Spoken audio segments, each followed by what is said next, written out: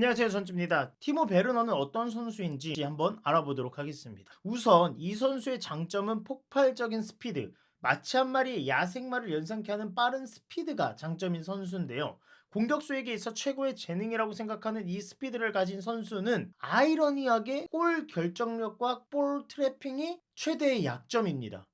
얘 공격수 아니에요? 맞아요. 맞는데 순간적인 뒷공간 침투에 능하면서 속공 상황에서 최고의 스피드를 보여주는 플레이가 상당한 장점입니다만, 볼 터치하는 기본기 능력이 아주 현저하게 떨어지고 슈팅 찬스를 잘 만들어 놓고 퀄리티 떨어지는 슛을 하는 건 기본, 거기다가 볼 터치도 좋지 못해서 슈팅 찬스를 그냥 그대로 날려버리는 아주 어마어마한 단점을 가진 공격수입니다. 그럼 이 선수 경력을 먼저 좀 알아보겠습니다. 티모 베르너는 16-17 시즌 라이프치히에서 시즌 21골을 시작으로 17-18 시즌 리그 13골, 챔스 유로파 포칼까지 다 합치면 21골, 18-19 시즌 분데스리가 16골, 포칼 3골, 총 19골을 넣으며 꾸준히 20득점 가까이 기록하는 선수였는데, 19-20 시즌 드디어 이 선수가 포텐을 팍 터뜨려 버립니다. 리그 28골, 챔스 4골, 포칼 2골, 총 시즌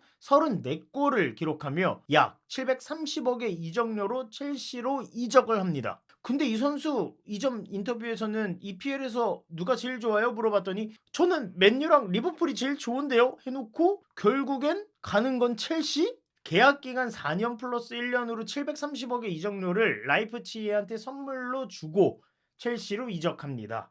첼시 팬들은 티모 베르너에게 못생겼다고 놀릴 정도로 잘생긴 백인의 저주를 깨고 싶어 했습니다. 자, 그럼 첼시에서의 생활은 어땠을까요? 첼시에서의 첫 출발은 아주 기가 막혔습니다. 프리시즌 첫 경기인 브라이튼전에서 선발 출전을 했는데 4분 만에 골을 기록! 첼시에서의 앞날이 아주 밝을 것이다 라고 이야기해주는 느낌이었는데요. 이 경기에서 원톱으로 출전하며 수비할 때는 미드필더진까지 내려오고 상당한 수비 가담 능력을 보여주기도 했었습니다.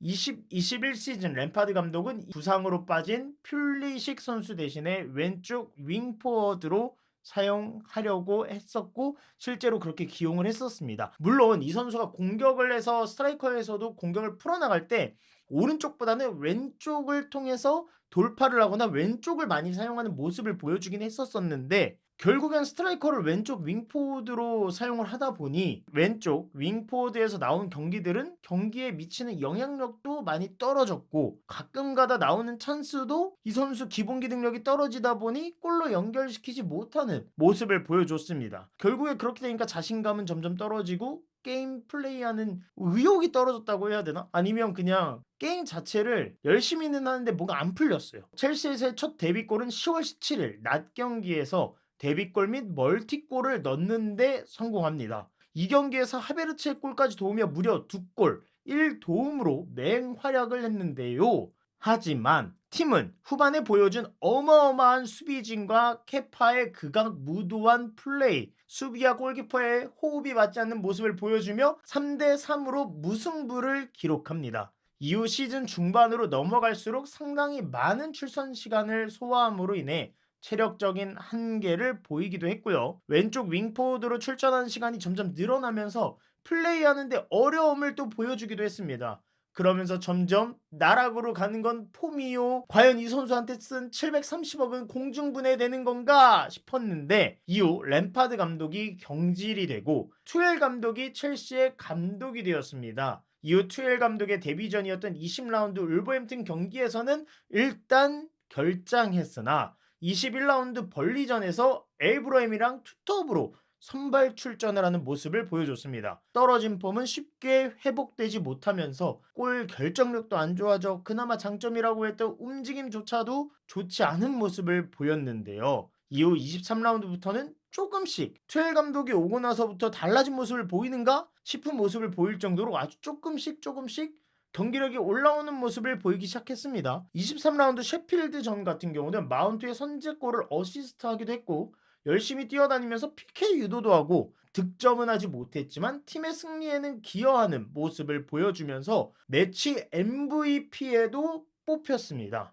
24라운드 뉴캐슬전에서는 마침내 15경기 만에 리그 득점에까지 성공을 했는데요. 이 득점은 8라운드 셰필드전 이후 101일 만의 골이었습니다. 시즌이 거의 끝나가면서 투엘 체제에서의 전술적인 스트라이커 역할과 팀 전술에도 잘 맞는 모습을 보이기 시작했으나 시즌은 이미 끝! 첼시에서의 데뷔 시즌이던 20-21 시즌 리그 35경기 나와서 6골, 챔스 12경기 나와서 4골, FA 4경기 나와서 1골, 리그컵에서 1경기 나와서 1골을 기록하며 시즌 총 52경기에 출전하여 12골 12도움을 기록했습니다. 730억을 주고 데려온 스트라이커 치고는 좀 아쉽다. 첼시는 21-22 시즌 골 결정력과 스트라이커에서의 뭔가 파괴력을 높이기 위해서 이전 시즌 인테르에서 44경기 30득점을 기록한 루카쿠를 다시 복귀시켰습니다. 티모 베르너는 시즌 1라운드 크리스탈 팰리스와의 경기에서 쉬지 않고 움직이며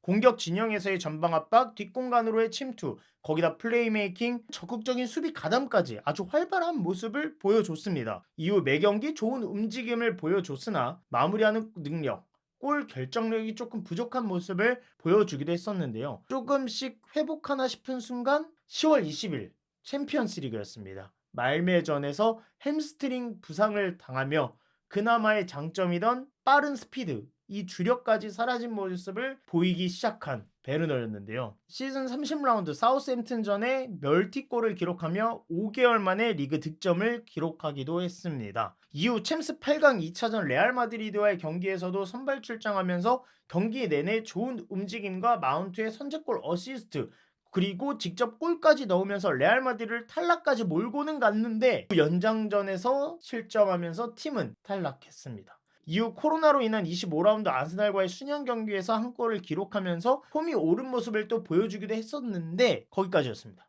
21-22 시즌 37경기에 출전했는데 선발은 24경기밖에 안 됐고 득점은 11골, 도움은 6개를 기록하면서 시즌을 마무리하게 됩니다. 이후 여러가지 이적설이 막 돌고 있던 프리시즌에 친정팀인 라이프치히로 완전 이적으로 복귀하게 됩니다. 작년 시즌이었죠. 2022-2023 시즌 리그에 복귀하자마자 환상적인 중거리 슛으로 선제골을 기록하면서 순조로운 복귀에 성공한 베르너는 분데스리가 27경기 9골 3도움, 챔스 8경기 2골 1도움, 포칼컵 5경기 5골 1도움을 기록하며 16골 5도움으로 순조로운 시즌을 보내며 시즌을 또 마무리하게 됩니다.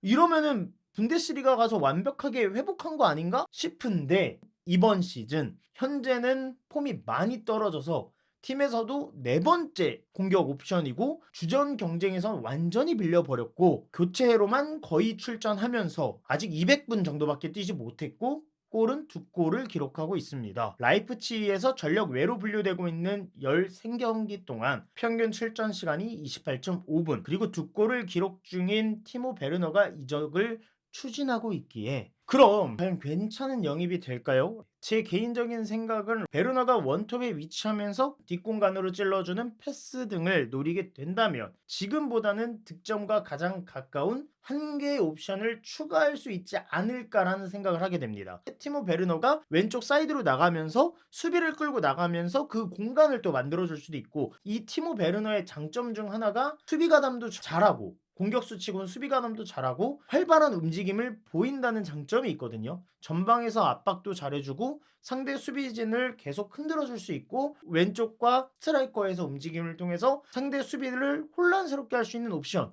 이거 좀 괜찮은데? 라고 생각할 수 있는데 이건 베르너의 폼이 올라와서 전력 질주로 뒷공간을 노릴 수 있는 스피드와 정말 극악무도한 볼터치 그리고 슈팅이지만 그것마저 떨어진 폼을 어떻게든 회복했었다는 가정 하에 가능한 시나리오고, 이전 첼시 소속으로 EPL에서 뛰었을 당시를 생각해보면 EPL 특유의 거친 몸싸움, 과연 이거를 티모 베르너가 다시 적응할 수 있을지 여부와 퍼스트터치나 골 결정력의 강화를 어떻게 더 할 수 있을지, 아니면 떨어진 자신감을 회복하면 이 선수는 골 결정력도 조금씩 올라오는 편인 것 같거든요. 그 자신감을, 자존감을 뭐 이런 것들을 어떻게 회복해서 골 결정력을 높일 수 있을지가 중요한 관건이 될 것 같습니다. 만약 퍼스트 터치 그리고 골 결정력의 강화가 되지 않는다면 처참하게 실패할 수밖에 없을 것 같습니다. 결국엔 뒤쪽에서 길게 찔러주는 볼을 통해서 빠른 스피드와 빠른 질주로 티모 베르너가 기회를 만들어서 슈팅까지 가져간다고 하면 진짜 좋은 옵션이 될 것 같긴 합니다. 구독과 좋아요 한번 부탁드리고 우리 다음에 봐요. 안녕.